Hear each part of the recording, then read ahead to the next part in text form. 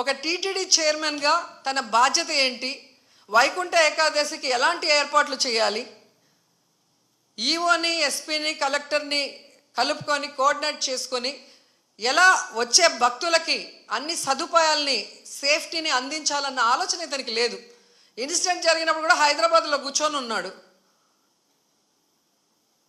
ఆయన మాట్లాడిన తీరు చూస్తే తాగి మాట్లాడా, వయసు అయిపోయి మాట్లాడా నాకైతే అర్థం కాలేదు. కానీ ఎంత కేర్లెస్గా, ఎంత సిల్లీగా ఆయన మాట్లాడిన మాటలు. నేను గుడిలో ఎస్పీ కనిపిస్తే చెప్పాను, కొంచెం జాగ్రత్తగా చూసుకోండి, ఏదో గొడవలు అవుతున్నాయి అని నాకు సమాచారం వచ్చింది అన్నాడు.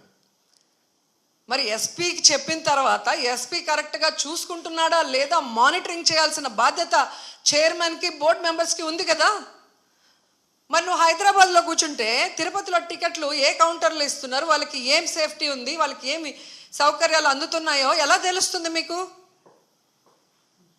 మంత్రి గారు, ఎమ్మెల్యే, చైర్మన్, పాలక మండలి, కలెక్టరు, ఎస్పీ వీళ్ళందరూ తిరగాలి. తిరుపతిలో, తిరుమలలో ఎలా ఉన్న ఏర్పాట్లు, ఏమైనా అవసరం ఉందా అని చెప్పి అఫీషియల్స్ని కోఆర్డినేట్ చేసుకోవాల్సిన పని అధికారంలో ఉన్న వాళ్ళది. అలా చేసుకోకుండా అంతా దైవేచ్ఛ. నేను ముందే అనుకున్న, ఎస్పీ గారికి చెప్పా, వినలేదు అంటే ఎవరిని ఇరికిచ్చి తప్పించుకోవాలనుకుంటున్నారో వాళ్ళే గమనించుకోవాలి.